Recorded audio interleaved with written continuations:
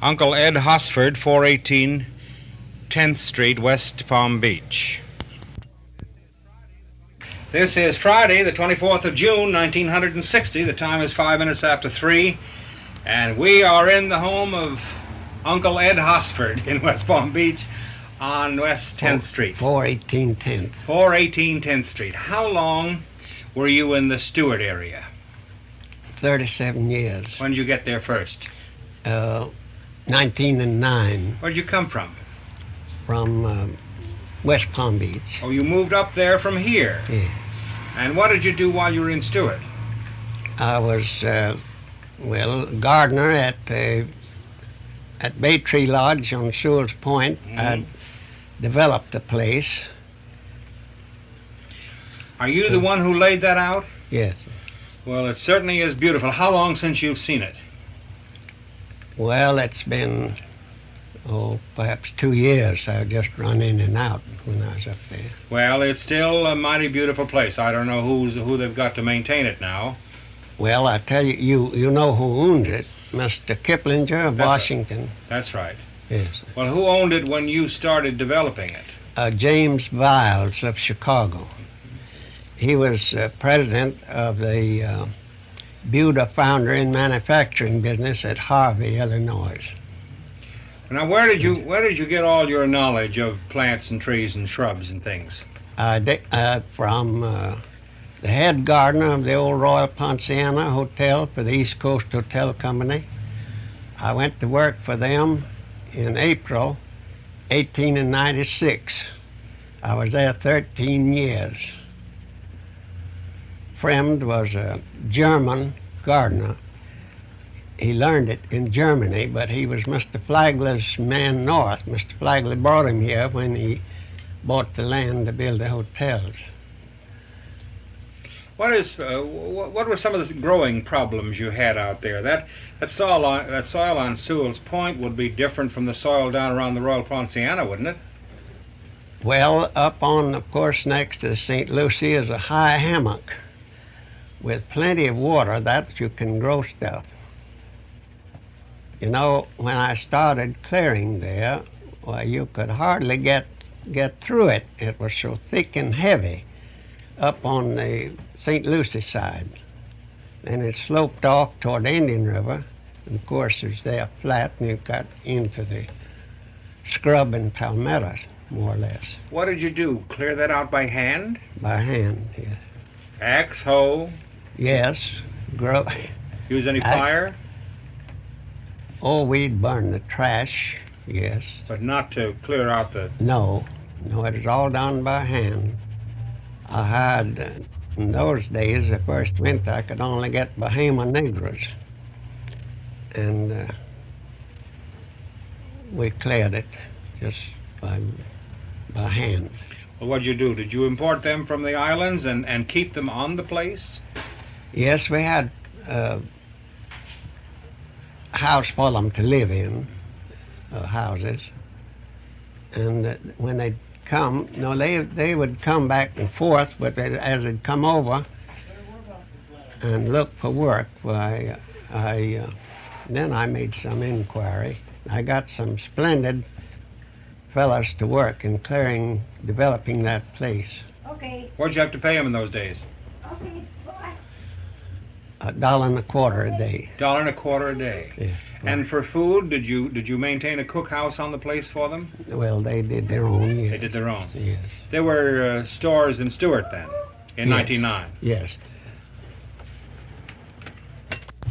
Where'd you get all the plantings you did up there? Well, as we cleared the land, I'd go out and pick up cuttings. I went by boat back down to the old Royal Ponciana Hotel there. Mr. Fremd, the head gardener, told me when I went up, he says, now anything you need that we can help you out as you're developing the place, why you come and get it. So I'd come down and get cuttings and plants and so on to start with, you know. Did you use organic fertilizer or chemical fertilizer? Well, I used both. What kind of bug control did you develop? Well, I just bought material of that kind that was made for the purpose that was recommended. And then as I developed the place, I began to plant trees, citrus trees and those kind of things. You know, there's a mystery going on in Stuart right now, and I don't know whether you'd have any clue to it or not. Nobody has been able to crack it so far. Day before yesterday, McCormick of the Rio Nursery suddenly showed up along the Indian Town Road just 1 mile beyond Monterey Road. You know where Monterey Road is. Monterey is the first road you come to after you leave Highway 1 on the Indian Town Road. Yeah. Exactly a mile beyond that. And for one complete mile, he is planting, and it took him 2 days and about 4 truckloads. He is planting hibiscus, sea grape, palm, bougainvillea, and I don't know how many things, at intervals of only 10, 12, 15 feet. Now the mystery is this. Who paid for it? He won't tell. But somebody, through a trusteeship with the bank, left the money to beautify that 1 mile section of Indian Town Road. Yeah. Now, have you any idea who would do a thing like that? No, sir. I You've haven't. never heard of anybody who said, someday I'm going to beautify that section of Indian I Town don't Road? remember it now. No, sir. That is a strange philanthropy, isn't it? It is. And keeping it secret. You Yeah. developed something else beside that Bay Tree Lodge, didn't you? Some other places in the area? Well, the two there was one for Mr. Douglas, Benjamin Douglas Jr. of New York. He was at the head of the Dunn Rating Agency. And then the old folks died. And the son, Stone Douglas, he lost his life in one of the hurricanes that went north. He went out to help someone on Long Island, and he lost his life. And then his son came down for a while, a young fella. And they didn't like it too well. They put the place on the market, and Mr. Cheek bought. He, at that time, owned Bay Tree Lodge. Now, what Mr. Douglas had done, I did it in connection with the Bay Tree Lodge work. So when Mr. Cheek bought the Douglas 10 acres, then that made the 20 acres there. And then we, of course, planting and all, I did it. Is that what Kiplinger has, 20 acres there? Yes. Who else lived on Sewell's Point in the days when you were first there? Well, right next to us south was Mr. Willoughby, Captain Hugh L. Willoughby, and then Captain Sewell. Did he live out exactly on the point all the way down?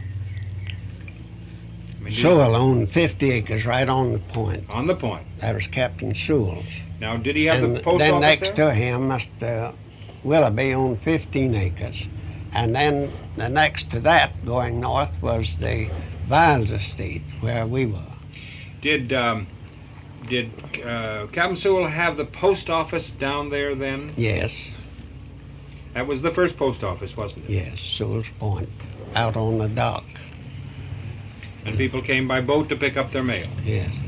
Well, and along the shore there, we got our mail there, where we lived there at Bay Tree Lodge. And there was a few there on the point, that. Well, you got walked the mail. down to it Yeah. or rode down to Yeah, it. well, you row your boat down or walk down. Where could I get an electric outlet back there? Mr. Hosford, do you know anything about the story of how they come to dig that inlet, Jupiter Inlet? Only what I've heard. I What? can't tell you very much. You've heard it. You weren't there, but I wasn't I'm there. trying to fill in the pieces. Do you know who it was that did the digging?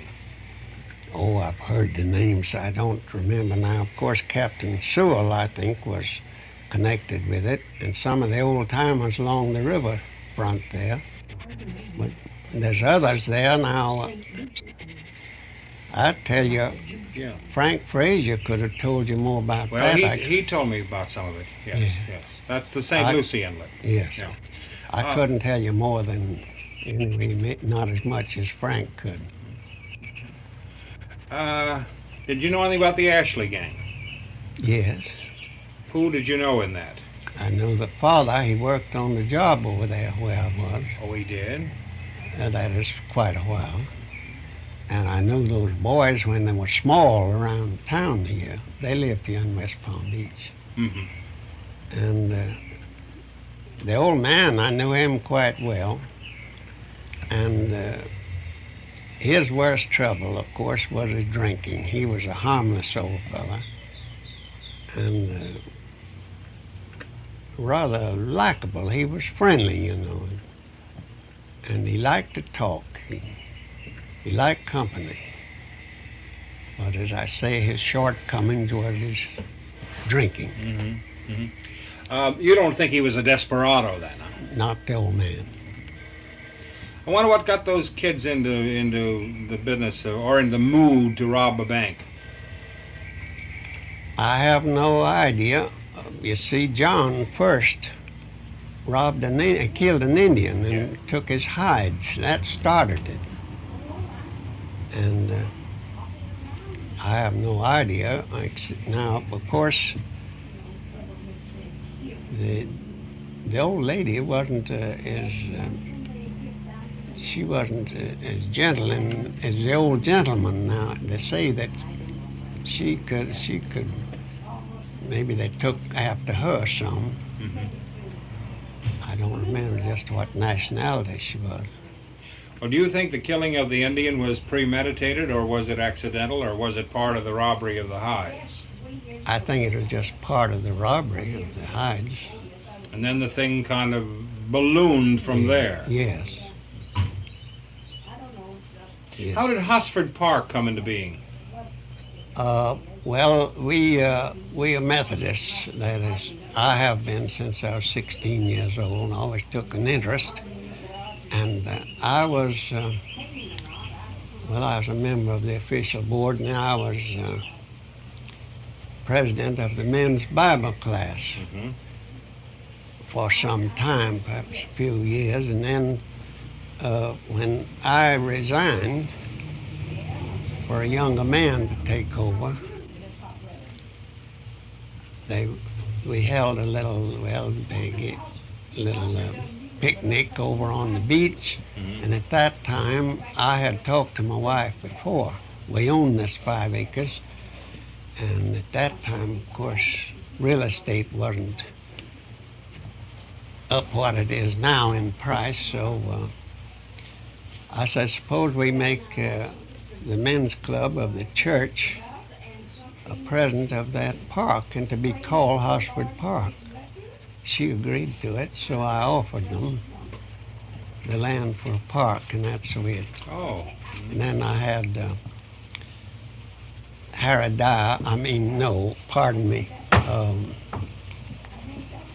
was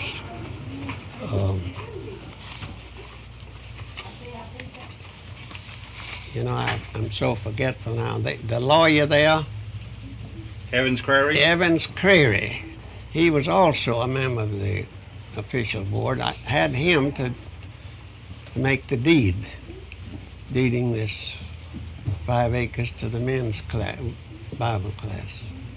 Well, it certainly is a busy place these days. Well, I'm glad they can enjoy it. How'd you come to get onto that, to get that property, to acquire that property? It was a present. Oh.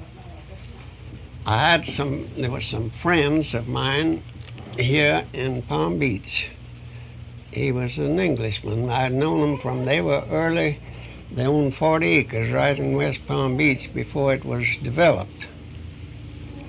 And they went north. And he had invested in some property around different places, and that was one. And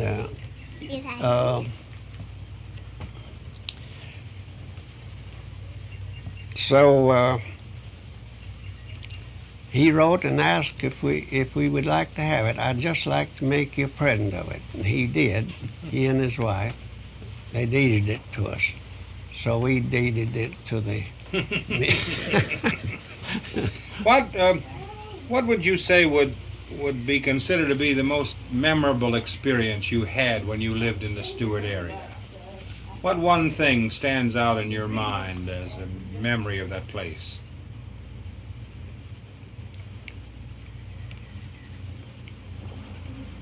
Well,